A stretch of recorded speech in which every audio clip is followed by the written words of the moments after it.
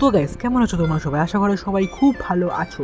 তো আজকে আমি চলে গেছিলাম একটা মেলাতে স্প্রিং পটেটো খেতে, কারণ এটা আমার মেলাতে খাওয়ার অনেক দিনের ইচ্ছা ছিল, তাই চলে গেছিলাম মেলায়। एहे रहा नहीं जाता तड़प ही ऐसी है ना। তো গাইস, যেমনটি তোমরা দেখতেই পাচ্ছ যে স্প্রিং পটেটোর উপরে প্রথমে দিয়ে দেওয়া হচ্ছে ভালো করে পেরি পেরি মশলা, তারপর বিট নুন দিয়ে আবার তার উপরে সস দিয়ে আমাদের সামনে সার্ভ করা হচ্ছে স্প্রিং পটেটো। তো আমাদের হাতে চলে আসবে এখনই স্প্রিং পটেটো, যে প্লেটের উপরে করে একটু দিয়ে দিল আমরা তখন স্প্রিং পটেটো।